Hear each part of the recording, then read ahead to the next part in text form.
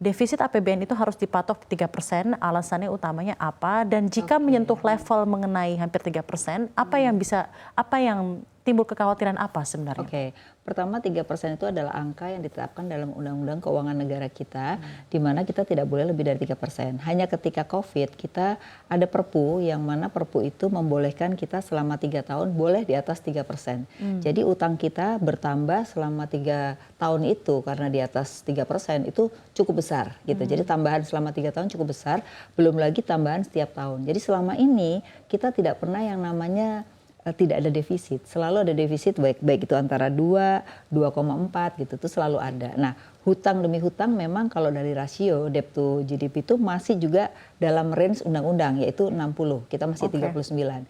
Jadi kalau secara rasio dan aturan itu sebenarnya no problem. Tapi yang jadi problem sekarang adalah kebetulan hutang jatuh tempo di 2025 itu sekitar 800 triliun. Gitu. Yang kedua, Prabowo menyatakan akan memberikan makan gratis yang jumlahnya 400 triliun. Jadi ibaratnya kalau hitung-hitungan hanya 12.200 triliun itu hanya untuk makan siang dan bayar utang, terus gimana APBN itu? Nah itu pemikiran daripada masyarakat dan juga investor pastinya. 1.200 triliun itu 800-nya untuk bayar hutang, 400 betul, kan pikiran secara gamblangnya seperti itu. Nah makanya pemerintah ini perlu menjelaskan ya, paling tidak Bu Sri Mulyani yang masih sebagai Menteri Keuangan itu bisa menjelaskan kepada investor bahwa nanti itu misalnya tidak langsung 400 triliun. Tadi kan dikatakan bertahap. Tadi kan dikatakan 71 triliun, berarti itu akan ada tahapan, tidak sekaligus ya. Nah lalu misalnya utang 800 triliun gimana bayarnya? Misalnya kita akan bayar kemudian juga akan mengeluarkan obligasi baru misalnya ya, walaupun itu gali lubang tutup lubang ya, tapi kan itu harus dinyatakan. Jadi ada kejujuran dalam mengatasi berbagai hal agar investor itu memiliki pemahaman yang jelas tentang APBN gitu ya. Tapi saya melihatnya investor bukan hanya karena itu sih, saya melihatnya memang investor tuh salah satu pertimbangannya jangka pendek ini kan ada pilkada nih November. Terus kemudian juga ada masa transisi. Nah, ini yang mereka itu ingin wait and see dulu nih sebenarnya seperti apa ya. Itu sebenarnya. Jadi utamanya bukan yang saya omongin pertama tadi ya. Satu adalah wait and see karena banyak masa transisi yang belum jelas ya. Nah, yang ketiga adalah faktor eksternal di mana sekarang ini kan menguatnya US dollar itu pasti akan membuat bunga lebih menarik gitu. Jadi itu yang paling utama sebenarnya kenapa investor keluar. Dia akan cari bunga yang lebih menarik, yang juga lebih dekat dengan mereka si investor gitu ya. Itu yang dia pilih dalam jangka pendek. Tapi nanti sih saya melihatnya mereka pasti akan masuk lagi. Cuman kapan masuknya itu butuh kepercayaan terhadap statement-statement pemerintah. Misalnya nanti pemerintah akan keluarin obligasi lagi. Ini kan selama ini kan obligasi udah mulai kurang kan. Nah, sehingga tidak ada aliran masuk gitu loh. Kalaupun dia mau beli di pasar sekunder, bunganya terlalu rendah buat mereka kan gitu ya. Nah, jadi memang ada problem juga bahwa pemerintah ini beberapa waktu belakangan ini kan belum mengeluarkan obligasi, bahkan masih ada SAL kan.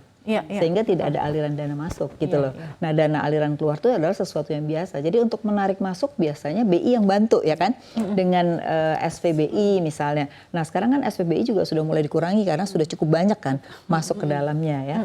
Belum lagi DHE juga udah mulai cair nih. Nah, itu juga dananya keluar lagi gitu loh. Jadi memang banyak unsur yang terkait dengan persoalan-persoalan ekonomi global. Nah, di dalam kita sendiri ada persoalan juga tentang impor. Impor kita udah mulai naik kan sekarang. Nah, karena impor naik kan kebutuhannya juga besar. Sedangkan harga komoditas kan turun. Nah, komoditas turun kan berarti pendapatannya akan lebih rendah daripada yang kita keluarkan ya. Jadi faktornya cukup banyak sih gitu. Tapi dari Ibu Afi sendiri melihat program-program prioritas yang akan dikerahkan oleh pemerintahan ke depannya seperti makan siang gratis, lalu juga tentunya pembangunan IKN akan terus berjalan dan mungkin ada porsi APBN yang juga dikenakan gitu ya untuk pembangunan IKN, walaupun tentunya ada private public partnership dan lain-lain, tetap akan beberapa porsi APBN tetap ada gitu ya Bu ya. Bagaimana evaluasi Anda mengenai penggunaan APBN untuk program-program prioritas seperti itu? Adakah catatan tersendiri dari Bu Afi? Ya, menurut saya memang ini yang menjadi concern saya ya. Kenapa? Sekarang ini kan tidak banyak APBN yang dikeluarkan yang berdampak pada masyarakat, terutama adalah proyek-proyek infrastruktur misalnya. Kan sekarang lagi berhenti nih, nggak banyak keluar kan. Nah, sebenarnya dalam kondisi gini tuh sebaiknya juga pemerintah tuh belanja di dalam negerinya lebih dipercepat, terutama di pemerintah daerah. Karena APBD sekarang juga kelihatannya karena 80% tuh PJ yang jalanin. Jadi mereka cari safe dong. Tidak mau belanja, udahlah itu urusan nanti pemerintah di November. Nah itu kan bahaya. Artinya nanti dari jelang sekarang sampai menuju November akan banyak APBD yang aman-aman saja. Nah itu nggak bisa. Dia harus melakukan satu pengeluaran yang berdampak pada masyarakat dalam jangka pendek agar tidak kita masuk dalam jurang krisis gitu. Karena mereka ada pendapatan, mereka punya kemampuan beli, jadi nggak krisis. Karena dengan kondisi rupiah seperti sekarang agak membahayakan ya. Nah APBN sendiri juga sama menurut saya. Jangan sampai APBN itu kita cuma bangga dengan SAL untuk tahun depan.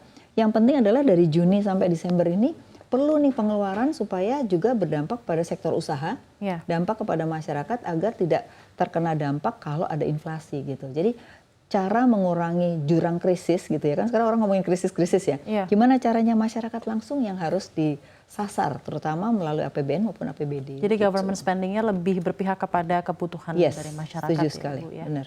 Oke, baik.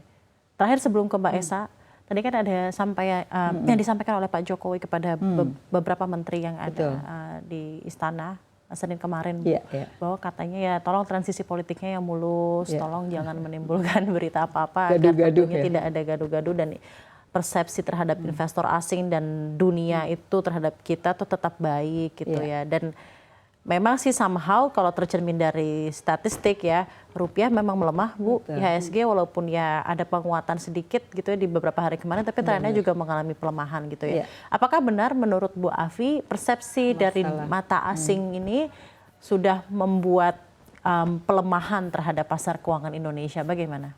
Kalau saya nggak setuju terkait politik ya. Politik itu sekarang malah lebih aman, menurut saya, benar nggak? Tapi yang menjadi masalah itu antar kementerian. Dia membuat kebijakan yang selalu silo gitu ya. Nah, silo-silo sehingga membuat juga entah itu investor, entah itu dunia usaha pun bingung terhadap kebijakan. Misalnya satu Kementerian Perdagangan ya kan, habis diberikan ditarik lagi gitu. Menteri Perindustriannya nggak terima gitu ya. Jadi menurut saya justru di sini yang harus dilakukan bukan soal kalau partai-partai menurut saya sekarang udah nggak mengganggu gitu. Mereka udah ada yang menang ya udah tinggal menunggu. Tapi justru antar kementerian ini menurut saya harus kompak. Di mana satu kebijakan itu harus jelas gitu ya, menunjukkan arahnya kemana. Baik itu di dunia usaha. Nah kalau dunia usahanya udah bingung gimana investor gitulah, itu gampangannya begitu. Nah sedangkan masyarakat saya rasa juga saat ini nggak ada masyarakat yang ribut-ribut ya. Tapi jangan sampai yang nggak ribut ini dibikin ribut gara-gara tidak diurus gitu loh Mbak. Nah kadang-kadang di kita itu kalau udah ribut baru diurus, bener ya. Nah jadi saya melihatnya kalau politik so far sih transisi nggak ada masalah. Semua orang sudah bergabung, bahkan mungkin yang dulu ada 1, 2, 3, sekarang sama-sama memberikan masukan justru kepada presiden baru gitu. Nggak ada perdebatan soal politik. Tapi justru di pemerintahan inilah yang sebenarnya justru harus menyatukan suara untuk memberikan kepercayaan. Jadi biar harmonisasi ya Bu ya, dalam hal kepemerintahan, regulasinya itu juga jelas, dan juga dari mata dunia swasta juga melihat bahwa ya regulasi yang ditetapkan ini akan benar berjalan dengan A, B, C semuanya sejalan dan seia sekata gitu ya. Saya di Apindo dan di Kadin karena saya juga ngerasain sendiri bagaimana para dunia usaha ini bingung sendiri dengan policy gitu kan, sehingga itu yang menurut saya kalau di dalam negerinya aja gitu, gimana investor asing gitu. Baik, terima kasih Bu Afi, luar biasa selalu insights-nya. Dari Mbak Esa, mungkin dari redaksi CNBC Indonesia, ada nggak tanggapan tersendiri dulu terhadap pelemahan dari IHSG beberapa waktu belakangan ini, sama rupiah juga kan sempat menyentuh level 16.400-an atas gitu ya Bu. Mbak Esa, apa kira-kira yang ingin redaksi di CNBC Indonesia sampaikan? Sepertinya semuanya sudah disebut sama Bu Afi ya, bahwa ini tuh ada persoalan eksternal dan internal. Kalau eksternalnya sudah pasti kita sudah tahu ya soal kapan sih pemangkasan bunga The Fed, kemudian ada jadi ini ada indeks dolar yang terus menguat. Dari internal sendiri juga ada soal mungkin kekhawatiran dari investor, dan mungkin yang belum disebut soal Bu Afi soal ini ya, bahwa ada pasar-pasar lain yang lebih menarik dari di Indonesia, di Asia mungkin, India, mungkin dia baru saja pemilu dan inflow-nya begitu besar. Sementara kalau kita, ada orang investor asing kan melihatnya yang mana yang menarik dulu gitu ya Bu Ni. Kalau ini masih belum jelas, sementara ini sudah sangat jelas dan sangat menarik, mengapa kita tidak investasi di sini dulu. Ini yang membuat dana asing kemudian memilih tempat-tempat yang lebih aman. Misalnya di Amerika mungkin juga ada yang emerging market yang lebih menarik ya, seperti India. Kemudian tadi persoalan khawatiran investor mengenai era APBN Pak Prabowo ke depan, karena mungkin belanjanya orang kan menurutnya wah ini sangat ekspansif. Biasanya memang kalau presiden baru maunya ekspansif ya. Dulu kalau kita ingat mungkin di awal Pak Jokowi juga begitu menggeber infrastruktur, kita ingat sekali target pajaknya kemudian dinaikkan sangat luar biasa. Akhirnya kemudian shortfall-nya juga luar biasa. Ini yang kemudian jangan sampai terulang di APBN pertama Pak Prabowo, bahwa kita memikir belanja-belanja tapi penerimaan jangan dipikirkan. Itu juga harus dipikirkan, karena orang mau nutup defisit kan caranya ada dua ya Bu ya, pajak atau utang. Nah, orang yang dikhawatirkan kan, wah ini gimana nih kalau utangnya menumpuk-menumpuk, tapi pajaknya ini juga dipikirin nih caranya. Apakah kemudian dengan kondisi saat ini masyarakat bisa membayar pajak lebih, kondisi perusahaan apakah kondusif untuk membayar pajak lebih, apakah komoditas yang harga komoditas mendukung untuk kenaikan pajaknya. Jangan ngomongin belanja-belanja, pajaknya juga harus dipikirkan.